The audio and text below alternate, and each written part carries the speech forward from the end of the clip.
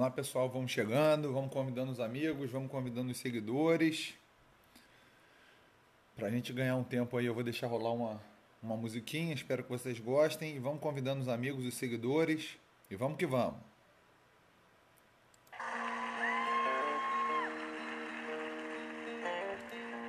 As there's no heaven, it's easy if you try. No hell below us, above us only sky. Imagine all the people living for today. You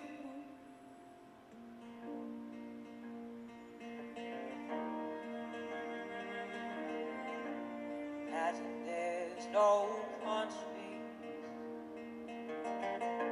It isn't hard to do.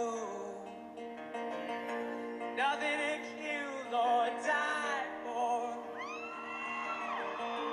No religion to imagine all the people living life in peace. You may say I'm a dreamer, but I'm not the only one. Oh, someday you'll join us, and the world will be as one. E aí, pessoal, boa tarde. Boa tarde. Bacana, que bom que você gostou. Bacana, né? Música tranquila. Para um sabadão aí. Boa tarde, boa tarde. Isso aí, depois da Zuki aula tamo aí, vamos lá. Vamos chamando aí os amigos, vamos chamando os seguidores, vamos começar. Que bom, São Luís, bacana. Quem sabe um dia eu vou aí. Piauí, bacana. Zuki jogou duro, Zuki joga duro. Zuki é um excelente professor, um excelente delegado. Santa Catarina, Letícia. Pô, Santa Catarina é lindo demais. Tive a oportunidade de ir. Coisa muito linda. Bacana. Goiânia, legal, Goiânia. Goiânia. Vamos que vamos, boa tarde. Petrópolis, aqui pertinho. Petrópolis também muito gostoso, aquele friozinho da serra. Interiorzão de Minas Gerais. São Paulo. Rio de Janeiro, Brasília. Puxa, que legal. Calma que eu vou abrir agora. Vamos lá. Partiu. Vamos nessa. BH, grande BH. BH também conheço. BH é show de bola. Então vamos lá, pessoal. Vamos começar aqui. Vamos trabalhar um pouquinho sobre o princípio da legalidade. Que bom. Muito obrigado, tá? E o que enche de orgulho é o reconhecimento de vocês. É vocês realmente estarem aí compartilhando o nosso trabalho, falando bem do nosso trabalho. É isso que nos anima a prosseguir. Além da satisfação que eu tenho certeza que vocês ainda vão falar para mim que vocês são novos colegas, novos delegados de polícia, tá? Tudo bem? Eu tenho certeza que isso vai acontecer com vários daqui. Que bom, espero que você goste, Tati, tá? Vai ser a primeira, espero que você goste. Você não acompanhou ainda, você já pode ver uns vídeos que tem gravados, que eu deixo gravados. E espero que você goste dessa live que a gente vai fazer agora e que a gente vai começar, tá, pessoal? Então vamos lá. Vamos agora jogar pesado, vamos fazer umas reflexões aqui para os meus donos do futuro. Vocês são os donos do futuro, porque vocês vão ocupar as funções públicas mais relevantes desse país, eu tenho certeza disso, principalmente na área jurídica, que eu sei que é o que vocês desejam, tá bom? Então vamos lá, pessoal. Princípio da legalidade. Quando a gente toca nesse assunto, o princípio da legalidade, você tem que lembrar de algumas coisas, principalmente se isso for perguntado numa prova subjetiva, notadamente se isso for perguntado numa fase oral, para que vocês realmente possam discorrer ali um conhecimento e ter um domínio melhor, de maneira que o examinador fique satisfeito com o conhecimento que vocês demonstraram. Então, o que eu faço? Eu pego o que tem de princípio da legalidade nos manuais, faço aquele sumo que eu sempre digo que eu acho que é o mais relevante que você precisa saber, como se fosse um resuminho, e tento discorrer aqui de uma forma rápida para que vocês realmente fiquem com isso na cabeça, vejam esse vídeo numa véspera de prova e lembrem ali pelo menos dos pontos mais relevantes. Então, o princípio da legalidade. A primeira coisa que vocês têm que lembrar, pessoal, o princípio da legalidade é cláusula pétrea, é direito fundamental. Está previsto no artigo 5º, inciso 34 da Constituição. Tá? É o axioma: nulo crimen, nulla poena sine lege prévia. Ou seja, não há crime sem lei anterior que o defina, nem a pena sem prévia cominação legal. Então lembra logo disso, ele tem assento constitucional como direito fundamental no artigo 5º, tá bom?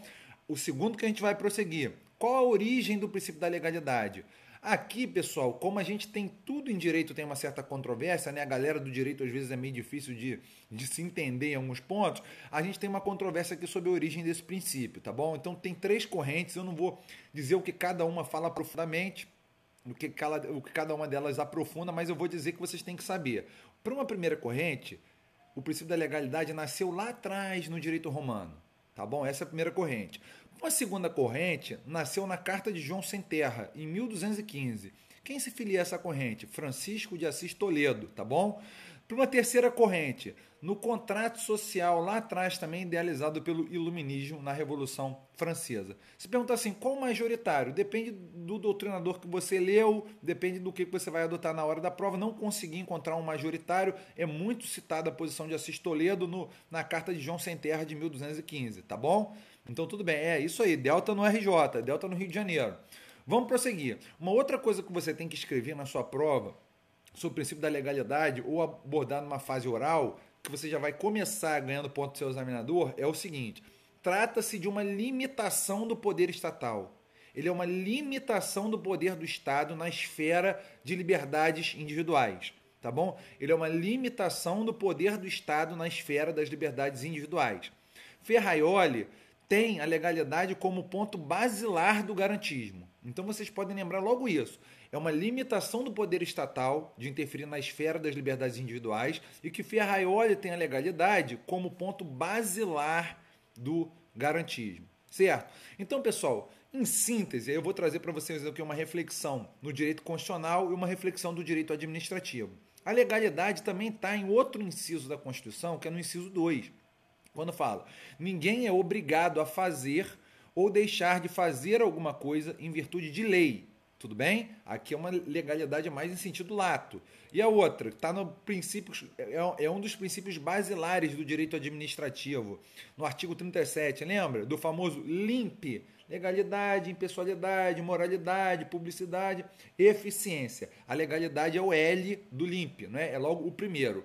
Isso aí. Então vamos lá. Pessoal, mas o que a gente pode lembrar aqui?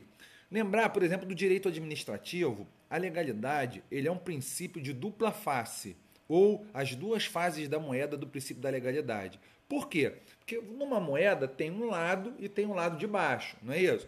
Então, o princípio da legalidade para a administração pública, grande Zuc, estava te esperando, compartilha aí, vamos que vamos, vamos que vamos, vamos jogando duro. Eu estava vendo sua live lá, estava arrebentando, dando questões que vão cair. Começou há uns 2 ou 3 minutos. Eu falei só da origem do princípio da legalidade, agora eu estou falando do princípio da legalidade no direito administrativo. O princípio da legalidade no direito administrativo, pessoal, ele é um princípio de dupla face. Por quê? Porque para a administração pública é da seguinte maneira: a administração pública só pode fazer o que a lei expressamente permite, certo? Já o particular, ele pode fazer tudo que a lei não proíbe. Então, por isso que é um princípio de dupla face, entendeu? Enquanto a administração só pode fazer o que a lei permite, o particular pode fazer aquilo que a lei não veda, entendeu? Então, vamos lá, pessoal. A administração, vocês têm que sempre que imaginar, eu fico brincando, aquele robô que precisa ter as leis no cérebro e que ele só pode se movimentar conforme ele acione uma lei. Então ele precisa ter uma lei para mexer um braço, ele precisa ter uma lei para mexer outro braço. A administração pública só pode se movimentar com lei. Esse é o princípio da legalidade para a administração pública. Já a sua dupla face, o outro lado da moeda, é que para o administrado, para o particular, é o contrário. Ele pode fazer tudo aquilo que a lei não proíbe, entendeu? E isso é parecido, se você olhar, com todos o princípio da legalidade, no seu aspecto constitucional, no seu aspecto administrativo, no seu aspecto penal, eles têm esse ponto de convergência. Repara que penalmente falando, criminalmente falando, você pode fazer tudo que a lei não proíbe. Se a lei não separou aquele comportamento como modelo abstrato de conduta proibida, vamos lá, solta os coraçõezinhos, está quase travando. Se a lei não separou aquele como modelo abstrato de conduta proibida, ou seja, como um tipo penal, você pode realizar a conduta. Por quê? Porque ela é atípica. Então eles têm esse ponto de toque em comum, tá bom? Então vamos continuar. Quando a gente lê ali no artigo 1º do Código, eu vou ler para vocês aqui o dispositivo. Não há crime sem lei anterior que o defina, que o define, e não há pena sem prévia cominação legal. Pessoal, vocês têm que ler esse dispositivo incrementando da seguinte maneira: não há crime, contravenções, você inclui a contração. Não há pena, inclui as medidas de segurança, tá bom? Então não há crime e contravenção, sem lei anterior que o defina, e não há pena nem medida de segurança sem prévia cominação legal. É assim que você faz a leitura do dispositivo, tudo bem? Agora, tem uma divergência na doutrina sobre qual o princípio que o artigo 1º do Código Penal teria consagrado. Qual o nome do princípio? Qual o princípio que foi ali consagrado? Tá embaçada? Mas olha só, os coraçõezinhos estão aqui. Os coraçõezinhos estão firmes aqui, ó. Vamos lá, vamos prosseguir. Qual o princípio, nome do princípio consagrado no artigo 1º do Código Penal? Qual o nome do princípio? Vamos lá, pessoal. Uma primeira corrente. Vamos lá. Tá legal a imagem, pessoal? Tá legal? Tá travado, não? Tá legal? Então vamos lá, vamos prosseguir então. Tô dando espaço. Então vamos lá, vamos que vamos. Uma primeira corrente. Para uma primeira corrente, você pode chamar o princípio no artigo 1º tanto de legalidade como de reserva legal. Por quê? Porque seriam sinônimos. Então, para uma primeira corrente, legalidade é sinônimo de reserva legal. Você poderia chamar o artigo 1º nesses dois princípios. E você vai ver doutrina chamando dessa maneira. Para uma segunda corrente, a legalidade difere. Legal, Luiz Melo, bacana, tamo aí, vamos que vamos. Na segunda corrente, legalidade difere de reserva legal, tá bom? Por quê? Porque quando você fala em legalidade, você está falando de lei em sentido amplo. Você está abrangendo todas as espécies normativas previstas lá no artigo 59 da Constituição Federal. E reserva legal, você só estaria falando de lei em sentido estrito. No caso, lei ordinária e lei complementar, aquela que passa por todas as fases do processo legislativo. Logo, para essa segunda corrente, o artigo 1º seria, em verdade, o princípio da reserva legal. Porque quando a gente fala de lei penal, a gente tem que falar de lei penal que passa por todas as fases do processo legislativo, ou seja, só lei ordinária e complementar. Então essa é a segunda corrente, que em verdade o artigo 1º teria consagrado o princípio da reserva legal. Para uma terceira corrente, pessoal, legalidade não é sinônimo de reserva legal. Legalidade do artigo 1º significa reserva legal, lei em sentido estrito, ou seja, aquela que passa por todas as fases do processo legislativo, lei ordinária e lei complementar, mas anterioridade. Por quê? Porque na parte que fala ali, quer ver, ó, não há crime sem lei anterior que o defina, está falando de lei em sentido estrito, princípio da reserva legal, tá? E quando fala de anterior, não há crime sem lei que o defina, perdão, está falando da reserva legal. E quando utiliza a expressão anterior, está falando do princípio da anterioridade. Então, legalidade seria igual a reserva legal mais anterioridade, tá bom, pessoal? Essa é a terceira corrente. Qual corrente que prevalece? amplamente a terceira corrente, tá bom? Legalidade é igual a reserva legal, não há crime sem lei, mais anterioridade, lei anterior que o defina. Perfeito? Vamos prosseguir, pegar as três correntes, escrevê-las numa prova aí para o examinador dar mais pontos para vocês, tudo bem? Agora, quais são algumas consequências do princípio da legalidade? Significa que a lei penal tem que ser lei em sentido formal, né? Foi isso que a gente falou, obedecendo às fases do processo legislativo. Isso quando? Quando for para criar infrações penais. Para se criar infrações penais, lei penal tem que ser lei em sentido formal, lembrar da reserva legal. Vamos lá, pessoal. Lei penal tem que ser uma lei escrita. Por que tem que ser uma lei escrita? Uma lei que veda o costume incriminador. No direito penal, costume não incrimina delito. E aí, só para aprofundar um pouquinho mais, costume também não revoga delito, tá bom? Costume serve como vetor interpretativo. Cuidado que eu falei sobre isso numa outra live, quando eu falei lá sobre o princípio da adequação social, que tem gente sustentando, ao nosso ver, equivocadamente, que os tribunais superiores não aceitam, que, por exemplo, o costume teria, feito pelo princípio da adequação social, revogado o delito lá de caso de exploração de prostituição, a contravenção do jogo do bicho. Pessoal, isso está errado, tá bom? Errado. Por quê? Porque os tribunais já se posicionaram que não é assim. Na verdade, o princípio da adequação social, ele se dirige para separar condutas que o legislador nunca quis proibir. Então você poderia falar em furar um brinco na orelha, em relação à lesão corporal. Por quê? Porque o legislador, quando tipificou a lesão corporal, ele nunca quis incluir esse comportamento, tá bom? Então, cuidado. Não, olha só. Revogação de crime por costume não aceita, tá bom? Não vai aceitar. Vamos lá, eu não acredito que isso seja. Você pode encontrar talvez um julgado, outro isolado, mas costume não revoga a lei. Inclusive é uma característica aqui dos efeitos do princípio da legalidade. A lei penal tem que ser escrita vedando o costume incriminador, mas também o costume não pode revogar a lei. Uma lei só pode ser revogada pela outra lei, nos termos do artigo 2º da Lei de Introdução ao Direito Brasileiro, tá bom? Vamos prosseguir. A lei penal tem que ser lei necessária. E aí, quando vocês pensarem em lei necessária, tem que lembrar o quê? Do princípio da intervenção mínima. O legislador não pode elencar condutas ali que não têm nenhum caráter de nocividade, que não estão prejudicando a sociedade. Ele não pode usar a lei penal no direito penal máximo, que a gente falou, como uma forma de controle social, incriminando toda e qualquer conduta. Por exemplo, uma pessoa cuspir no chão, pessoal, é uma falta de educação. Até tem um prejuízo ali, está sujando a via pública, mas o legislador não pode colocar essa conduta como crime. Ele pode até lá bolar uma multa, como tem em outros países, jogar lixo no chão. Agora, incriminar essa conduta fere totalmente esse caráter aqui da lei penal necessária, tá? Que está ligada ao princípio da intervenção mínima. E a lei penal, quando a gente fala que ela tem que ser também estrita, pessoal, estrita, vocês têm que lembrar por quê? Por causa da taxatividade, que veda termos vagos, imprecisos, que gerem insegurança.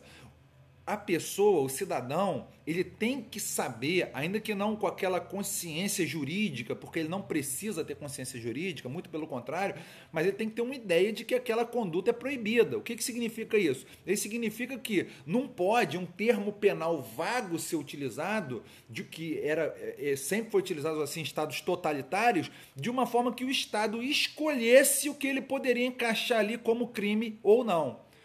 A Lei de Segurança Nacional, Lei 7.170, por exemplo, sofre muito essa crítica. Por quê? Porque pune atos preparatórios de sabotagem. Então, assim, usa um monte de conceitos ali que o Estado totalitário, o Estado absolutista, ele pode pegar aquela conduta ali, inserir ali e falar que é crime.